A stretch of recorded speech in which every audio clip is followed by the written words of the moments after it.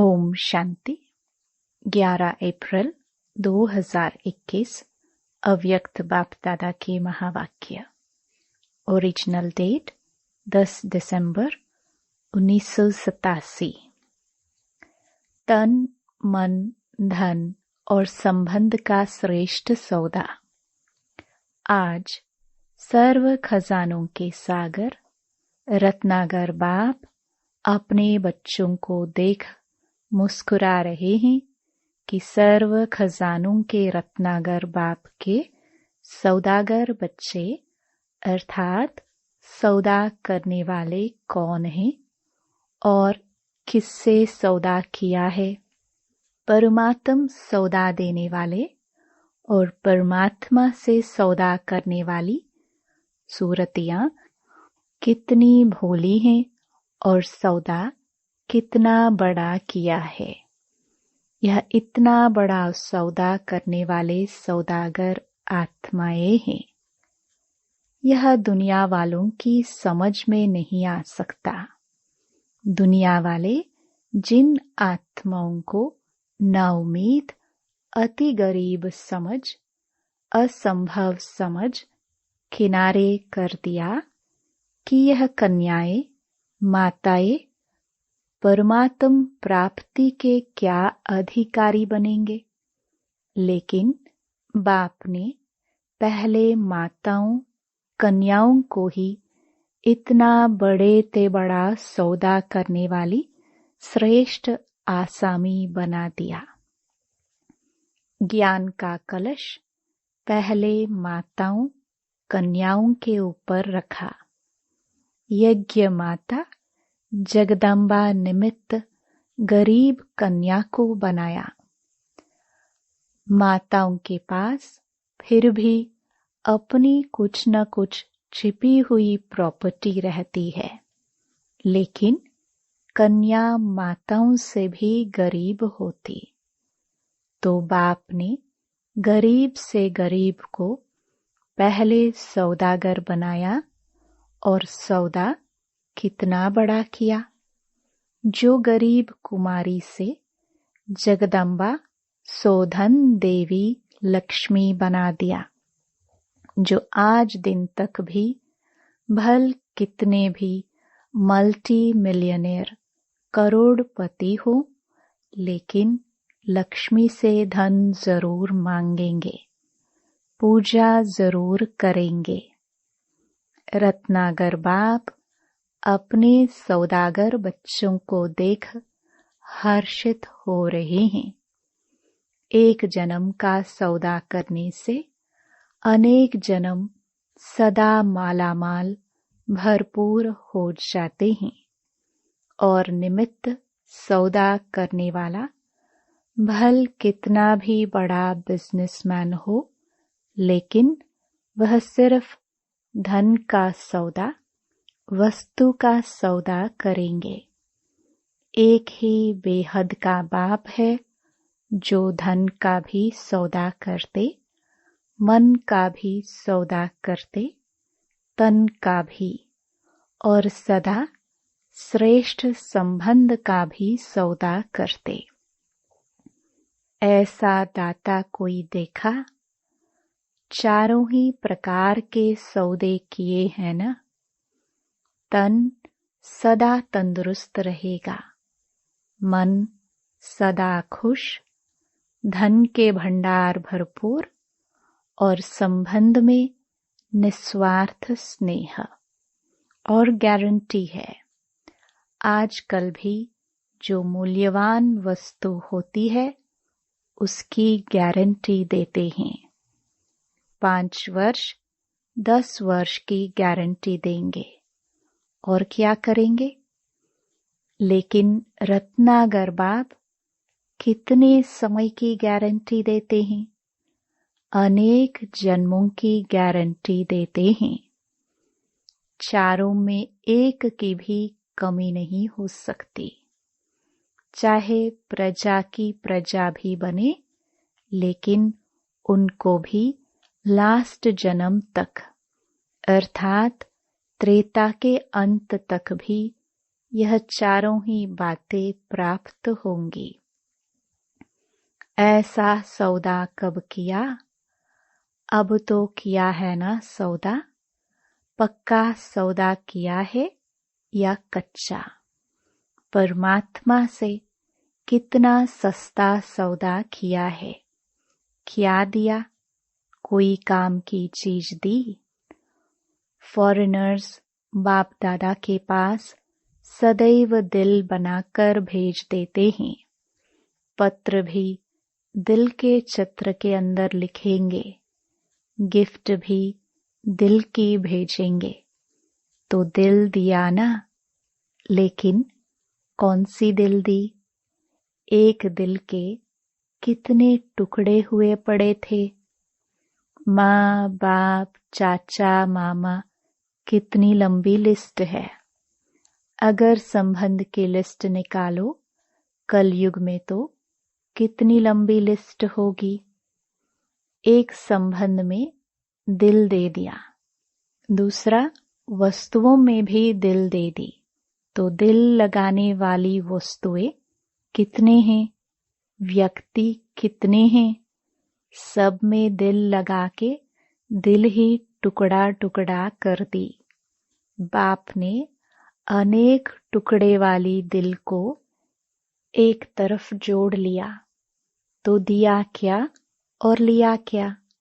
और सौदा करने की विधि कितनी सहज है। सेकंड में सौदा है ना। बाबा शब्द ही विधि है। एक शब्द की विधि है, इसमें कितना समय लगता। सिर्फ दिल से कहा बाबा, तो सेकंड में सौदा हो गया।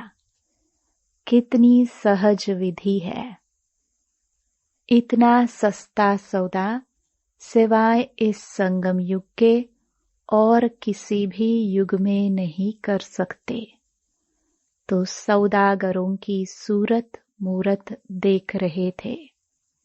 दुनिया के अंतर में कितने भोले भाले हैं, लेकिन कमाल तो इन भोले भालों ने किया है। सौदा करने में तो होशियार निकले ना। आज के बड़े बड़े नामी ग्रामी धनवान धन कमाने के बजाय धन को संभालने की उलझन में पड़े हुए हैं। उसी उलझन में बाप को पहचानने की भी फुर्सत नहीं है। अपने को बचाने में, धन को बचाने में ही समय चला जाता है। अगर बादशाह भी हैं तो फिकर वाले बादशाह है, क्योंकि फिर भी काला धन है ना, इसलिए फिकर वाले बादशाह हैं। और आप बाहर से बिन कौड़ी हो, लेकिन बेफिक्र बादशाह हो। बेगर होते भी बादशाह। शुरू शुरू में साइन क्या करते थे? बेगर टू प्रिंस। अभी भी बादशाह और भविष्य में भी बादशाह हैं। आजकल के जो नंबर 1 धनवान आसामी हैं, उनके सामने आपके त्रेता अंत वाली प्रजा भी ज्यादा धनवान होगी। आजकल की संख्या के हिसाब से सोचो, धन तो वही होगा और ही दबा हुआ धन भी निकलेगा। तो जितनी बड़ी संख्या है, उसी प्रमाण धन बांटा हुआ है। और वहां संख्या कितनी होगी, उसी हिसाब से देखो तो कितना धनवान होगा। प्रजा को भी अप्राप्त कोई वस्तु नहीं, तो बादशाह हुए ना। बादशाह का अर्थ यह नहीं कि तख्त पर बैठे। बादशाह अर्थात भरपूर, कोई अप्राप्ति नहीं, कमी नहीं। तो ऐसा सौदा कर लिया है या कर रहे हो, वह अभी सोच रहे हो। कभी कोई बड़ी चीज सस्ती और सहज मिल जाती है तो भी उलझन में पड़ जाते हैं कि पता नहीं ठीक है व नहीं, ऐसी उलझन में तो नहीं होना, क्योंकि भक्ति मार्ग वालों ने सहज को इतना मुश्किल कर और चक्कर में डाल दिया है, जो आज भी बाप को उसी रूप से ढूंढते रहते हैं। छोटी बात को बड़ी बात बना दी है, इसलिए उलझन में पड़ जाते हैं। ऊंचे ते ऊंचा भगवान, उनसे मिलने की विधियां भी लंबी चौड़ी बता दी। उसी चक्कर में भक्त आत्माएं सोच में ही पड़ी हुई हैं। भगवान भक्ति का फल देने भी आ गए हैं, लेकिन भक्त आत्माएं उलझन के कारण पत्ते पत्ते को पानी देने में ही बिजी हैं। कितना भी आप संदेश देते हो तो क्या कहते हैं, इतना ऊंचा भगवान ऐसे सहज आए, हो ही नहीं सकता। इसलिए बाप मुस्कुरा रहे थे कि आजकल के चाहे भक्ति के नामी ग्रामी, चाहे धन के नामी ग्रामी, चाहे किसी भी ऑक्यूपेशन के नामी ग्रामी, अपने ही कार्य में बिजी हैं। लेकिन आप साधारण आत्माओं ने बाप से सौदा कर लिया। पांडवों ने पक्का सौदा कर लिया ना। डबल फॉरेनर्स सौदा करने में होशियार हैं। सौदा तो सबने किया, लेकिन सब बात में नंबरवार होते हैं। बाप ने तो सभी को एक जैसे सर्व खजाने दिए, क्योंकि अखूट सागर है। बाप को देने में नंबरवार देने की आवश्यकता ही नहीं है। जैसे आजकल के विनाशकारी आत्माएं कहती हैं कि विनाश की इतनी सामग्री तैयार की है, जो ऐसी कई दुनियाएं विनाश हो सकती हैं। बाप भी कहते, बाप के पास भी इतना खजाना है, जो सारे विश्व की आत्माएं आप जैसे समझदार बन सौदा कर ले तो भी अखूट है। जितनी आप ब्राह्मणों की संख्या है, उससे और पदम गुणा भी आ जाए तो भी ले सकते हैं। इतना अथाह खजाना है, लेकिन लेने वालों में नंबर हो जाते हैं। खुले दिल से सौदा करने वाले हिम्मतवान थोड़े ही निकलते हैं। इसलिए 2 प्रकार की माला पूजी जाती है, कहाँ अष्टरत्न और कहाँ 16,000 का लास्ट। कितना अंतर हो गया। सौदा करने में तो एक जैसा ही है। लास्ट नंबर भी कहता बाबा और फर्स्ट नंबर भी कहता बाबा। शब्द में अंतर नहीं है। सौदा करने की विधि एक जैसी है और देने वाला दाता भी एक जैसा देता है। ज्ञान का खजाना व शक्तियों का खजाना, जो भी संगमयुगी खजाने जानते हो, सबके पास एक जैसा ही है। किसको सर्व शक्तियां दी, किसको एक शक्ति दी, व किसको एक गुण व किसको सर्वगुण दिया, यह अंतर नहीं। सभी का टाइटल एक ही है।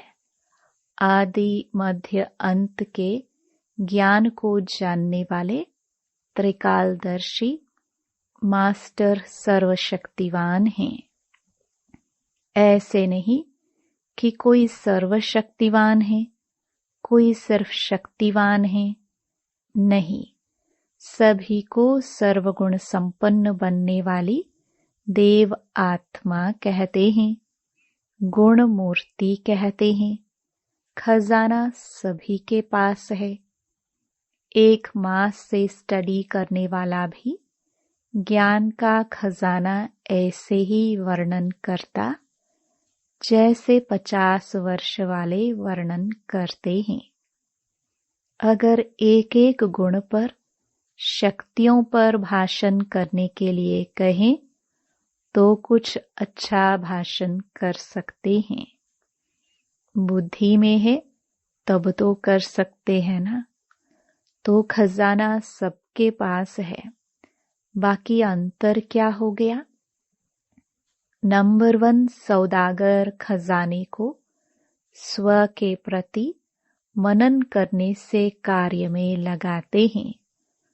उसी अनुभव की अथॉरिटी से अनुभवी बन दूसरों को बांटते। कार्य में लगाना अर्थात खजाने को बढ़ाना। एक हैं सिर्फ वर्णन करने वाले, दूसरे हैं मनन करने वाले। तो मनन करने वाले जिसको भी देते हैं वह स्वयं अनुभवी होने के कारण दूसरे को भी अनुभवी बना सकते हैं। वर्णन करने वाले दूसरे को भी वर्णन करने वाला बना देते। महिमा करते रहेंगे लेकिन अनुभवी नहीं बनेंगे। स्वयं महान नहीं बनेंगे लेकिन महिमा करने वाले बनेंगे। तो नंबर 1 अर्थात मनन शक्ति से खजाने के अनुभवी अनुभवी बनाने वाले अर्थात दूसरे को भी धनवान बनाने वाले। इसलिए उन्हों का खजाना सदा बढ़ता जाता है और समय प्रमाण स्वयं प्रति और दूसरों के प्रति कार्य में लगाने से सफलता स्वरूप सदा रहते हैं। सिर्फ वर्णन करने वाले दूसरे को भी धनवान नहीं बना सकेंगे और अपने प्रति भी समय प्रमाण जो शक्ति, जो गुण, जो ज्ञान की बातें यूज करनी चाहिए वह समय पर नहीं कर सकेंगे।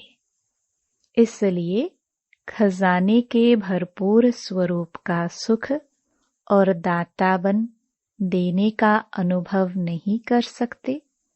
धन होते भी धन से सुख नहीं ले सकते।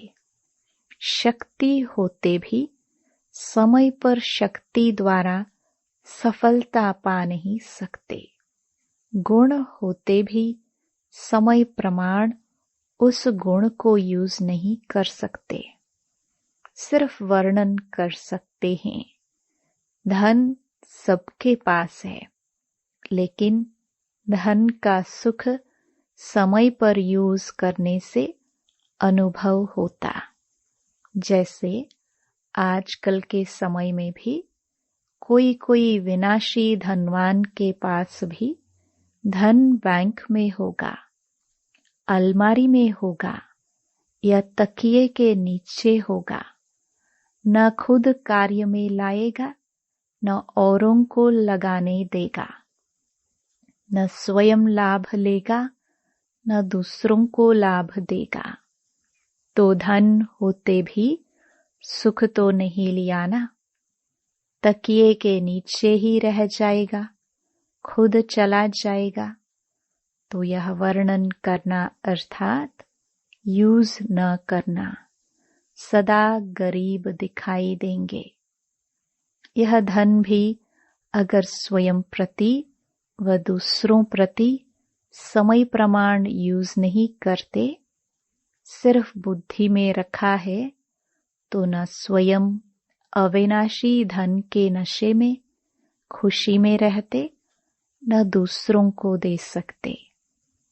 सदा ही क्या करे, कैसे करे, इसी विधि से चलते रहेंगे। इसलिए 2 मालाएं हो जाती है, वह मनन करने वाली वह सिर्फ वर्णन करने वाली। तो कौन से सौदागर हो, नंबर 1 वाले या दूसरे नंबर वाले? इस खजाने का कंडीशन, शर्त यह है, जितना औरों को देंगे, जितना कार्य में लगाएंगे, उतना बढ़ेगा। वृद्धि होने की विधि यह है।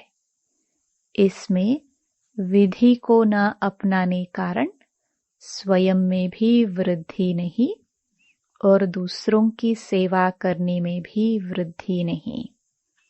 संख्या की वृद्धि नहीं कह रहे हैं, संपन्न बनाने की वृद्धि।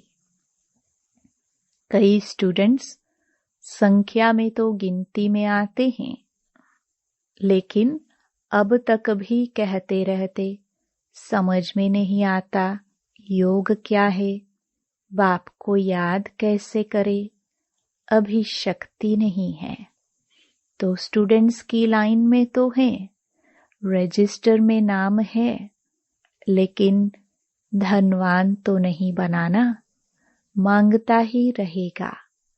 कभी कोई टीचर के पास जाएगा, मदद दे दो, कभी बाप से रूह रिहान करेगा, मदद दे दो, तो भरपूर तो नहीं हुआ ना। जो स्वयं अपने प्रति मनन शक्ति से धन को बढ़ाता है, वह दूसरे को भी धन के आगे बढ़ा सकता है। मनन शक्ति अर्थात धन को बढ़ाना। तो धनवान की खुशी, धनवान का सुख अनुभव करना। समझा? मनन शक्ति का महत्व बहुत है। पहले भी थोड़ा इशारा सुनाया है और भी मनन शक्ति के महत्व का आगे सुनाएंगे। चेक करने का काम देते रहते हैं। रिजल्ट आउट हो और फिर आप कहो कि हमें तो पता नहीं, यह बात तो बाप दादा ने कही नहीं थी, इसलिए रोज सुनाते रहते हैं। चेक करना अर्थात चेंज करना। अच्छा, सर्वश्रेष्ठ सौदागर आत्माओं को सदा सर्व खजानों को समय प्रमाण कार्य में लगाने वाले महान विशाल बुद्धिवान बच्चों को सदा स्वयं को और सर्व को संपन्न अनुभव कर अनुभवी बनाने वाले अनुभव की अथॉरिटी वाले बच्चों को ऑलमाइटी अथॉरिटी बाप दादा का याद प्यार और नमस्ते। ईस्टर्न जोन के भाई बहनों से अव्यक्त बाप दादा की मुलाकात। ईस्ट से सूर्य उदय होता है ना, तो ईस्टर्न जोन अर्थात सदा ज्ञान सूर्य उदय है ही। ईस्टर्न वाले अर्थात सदा ज्ञान सूर्य के प्रकाश द्वारा हर आत्मा को रोशनी में लाने वाले, अंधकार समाप्त करने वाले। सूर्य का काम है अंधकार को खत्म करना। तो आप सब मास्टर ज्ञान सूर्य अर्थात चारों ओर के अज्ञान समाप्त करने वाले हो ना। सभी इसी सेवा में बिजी रहते हो या अपनी व प्रवृत्ति की परिस्थितियों के झंझट में फंसे रहते हो। सूर्य का काम है रोशनी देने के कार्य में बिजी रहना। चाहे प्रवृत्ति में, चाहे कोई भी व्यवहार में हो, चाहे कोई भी परिस्थिति सामने आए, लेकिन सूर्य रोशनी देने के कार्य के बिना रह नहीं सकता। तो ऐसे मास्टर ज्ञान सूर्य हो या कभी उलझन में आ जाते हो, पहला कर्तव्य है ज्ञान की रोशनी देना। जब यह स्मृति में रहता है कि परमार्थ द्वारा व्यवहार और परिवार दोनों को श्रेष्ठ बनाना है, तब यह सेवा स्वतः होती है। जहाँ परमार्थ है वहाँ व्यवहार सिद्ध व सहज हो जाता है और परमार्थ की भावना से परिवार में भी सच्चा प्यार, एकता स्वतः ही आ जाती है। तो परिवार भी श्रेष्ठ और व्यवहार भी श्रेष्ठ। परमार्थ व्यवहार से किनारा नहीं कराता और ही परमार्थ कार्य में बिजी रहने से परिवार और व्यवहार में सहारा मिल जाता है। तो परमार्थ में सदा आगे बढ़ते चलो। नेपाल वालों की निशानी में भी सूर्य दिखाते हैं ना, वैसे राजाओं में सूर्यवंशी राजाएं प्रसिद्ध हैं, श्रेष्ठ माने जाते हैं। तो आप भी मास्टर ज्ञान सूर्य सबको रोशनी देने वाले हो। अच्छा, वरदान संगम युग पर हर कर्म कला के रूप में करने वाले 16 कला संपन्न भव। संगम युग विशेष कर्म रूपी कला दिखाने का युग है। जिनका हर कर्म कला के रूप में होता है, उनके हर कर्म का व गुणों का गायन होता है। 16 कला संपन्न अर्थात हर चलन संपूर्ण कला के रूप में दिखाई दे। यही संपूर्ण स्टेज की निशानी है। जैसे साकार के बोलने, चलने सभी में विशेषता देखी, तो यह कला हुई। उठने बैठने की कला, देखने की कला, चलने की कला थी।